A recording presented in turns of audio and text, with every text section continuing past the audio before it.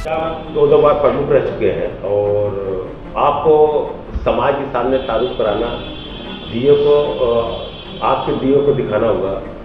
तो मैं ये आज जानना चाहता हूँ कि जिस तरह से आज का चुनाव चल रहा है, आने वाले वक्त में चुनाव होगा, क्या लगता है कि समाजवादी पार्टी सरकार बनेगी या गठबंधन की सरकार या फिर वही मोदी जी? देखिए, सबसे पहले तो मैं अपने सभी देशवासियों को विक्रमी नव संवत्सर की बधाई देता हूँ, नवरात्रि की बधाई देता हूँ, रमज़ान के मुक़द्दस महीने और कल ईद है, मैं उसकी भाइयों को जो है दिली मुबारकबाद देता हूँ।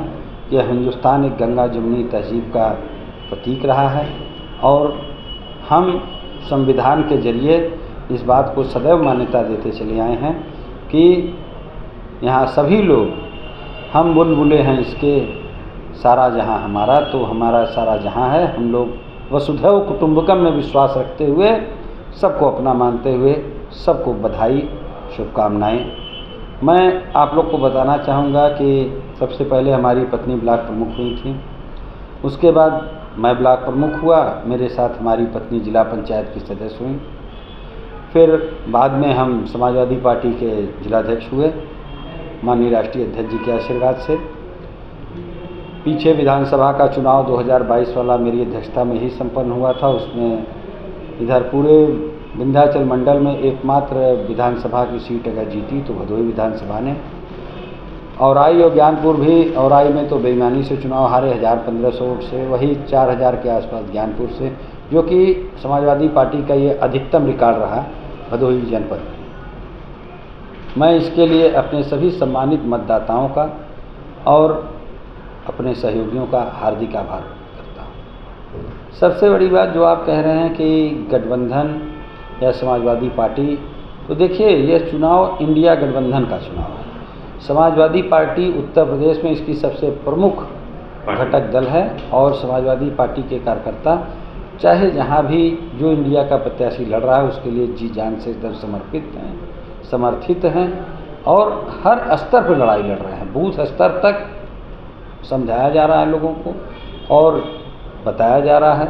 सबसे बड़ी बात, पब्लिक धीरे धीरे जान रही है, लेकिन जो ये आज का इलेक्ट्रॉनिक मीडिया चैनल है, आप भी हालांकि मीडिया से ही हैं, बुरा मत मानिएगा, लेकिन सच्चाई यही है कि जो बड़े चैनल्स हैं वो इन मुद्दों को पब्लिक को दिखाई नहीं रहे हैं। सबसे बड़ा मुद्दा अभी एकदम जो लेटेस्ट है वो ये है कि इलेक्टोरल बॉन्ड, इतना बड़ा विस्फोट। आप सोचिए कि बहुत छोटे से बातों पर सरकारें चली गई। क्या लगता है 2024 में इसी व्यवस्था से चुनाव सरकार जीत जाएगी या फिर गठबंधन ईमानदारी के बल पे जनता के साथ बीच में जाकर के? देखिए, जनता के बीच में तो एकदम गठबंधन, इंडिया गठबंधन के अलावा कोई विकल्प नहीं जनता के पास। भदोही लोकसभा के लिए प्रत्याशी उतारा है, तो क्या लगता है कि इस बार चुनाव किस तरह का करवट लेगा भदोही लोकसभा में? देखिए, ऐसा है, भदोही लोकसभा में चुनाव बहुत अच्छा रहेगा, इंडिया गठबंधन का प्रत्याशी चुनाव जीतेगा, इसमें कोई दो राय नहीं है।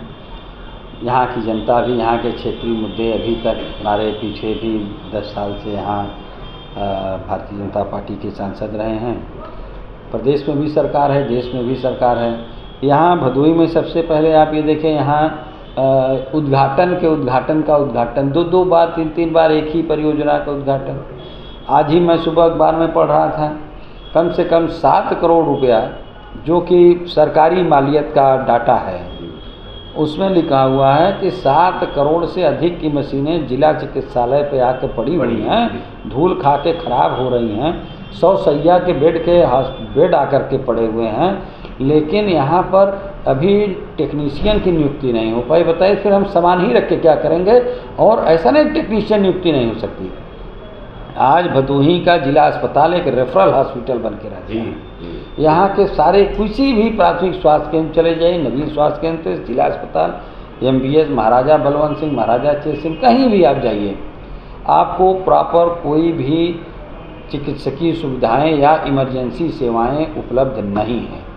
तो कहीं ना कहीं अगर आज 7 करोड़ रुपया अगर जनता में, जैसा कि खुद ही RTI से पता लगा है, पेपर में आ गया ये बात, तो आप जनता के पैसे का दुरुपयोग कर रहे हैं।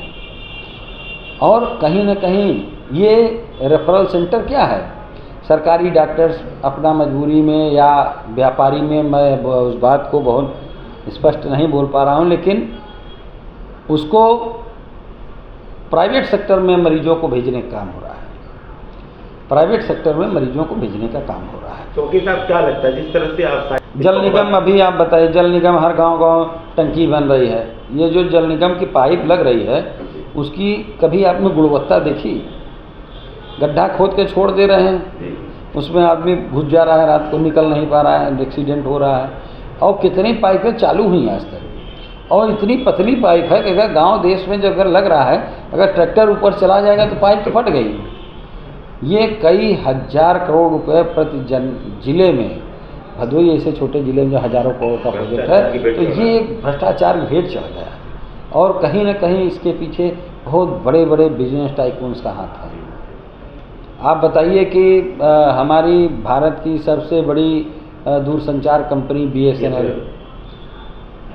वो जिसके पास सबसे ज़्यादा इंफ्रास्ट्रक्चर था, उसके टावर्स को रेंट पर ले करके प्राइवेट कंपनियां आज करोड़ों हजारों करोड़ कमा रही हैं, और हमारी BSNL बेचारी वो दिन पर दिन घाटे में जा रही है, अपने व्यापार तंत्र को मजबूत कर। जी, इसी तरीके से जैसे आज आप देखिए कि LIC या भारत सरकार के अंतर्गत जो है न्यू इंडिया, ओरिएंटल और 3-4 और कंपनियां थी, 5 कुल इंश्योरेंस कंपनियां का, आज हर बड़े औद्योगिक घराने का अपना इंश्योरेंस कंपनी चलने लगा, हर एक। और सबसे बड़ी बात कि इन प्राइवेट सेक्टर के इंश्योरेंस कंपनियों को जो है कि गवर्नमेंट सेक्टर के बैंकों में दबाव डाल करके, अगर किसी भी स्टार्टअप योजना जो ये कहते हैं, किसानों की योजना कहते हैं, अगर आप आज एक ट्रैक्टर किसी बैंक से लोन में निकालिए तो निश्चित तौर से आपको किसी प्राइवेट कंपनी का पॉलिसी खरीदना पड़ेगा, नहीं तो आपकी नहीं पास होगी। तो ये घुमा करके कान पकड़ने वाला बात है। तो ये थे हमारे एडवोकेट विकास यादव जी, जो ये अपनी दर्द बयां कर रहे थे। हालांकि ये ऊपर वाले की मेहरबानी से बड़े अच्छे पद पर रहे हैं, और आने वाले वक्त में अभी इनकी जो छवि है बहुत उज्जवल दिखाई दे रही है। आने वाले वक्त में जैसा भी वक्त आएगा, हो सकता है ये चुनाव मैदान में भी आएंगे। तो मैं चाहता हूँ वकील साहब कि आप ये अभी नवरात्र और ईद है, एक जनता को खूबसूरत सा तोहफा अपने मुँह बाड़ी से दे दीजिए। और देखिए, नहीं, सब हमारे सहयोगी हैं, भाई बहन हैं, मित्र हैं। बड़ों को प्रणाम, छोटों को प्यार, हम उम्र को दिली इस्तकबाल, मुबारकबाद। सबका जीवन ऐसे ही चमन की तरह गुलजार रहे, चिड़ियों की चहचहाट रहे, और जीवन में दोस्तों गुलों को साथ रखिएगा, ताकि जिसकी जैसी संगत रहेगी वैसा उसका काम होगा। फूल अगर मसल भी दीजिए तो खुशबू आपके दामन में रह जाएगी। इन्हीं चंद शब्दों के साथ नवरात्रि की और ईद की बहुत बहुत बधाई। जय हिंद, जय भारत, जय समाजवाद। बहुत बहुत धन्यवाद।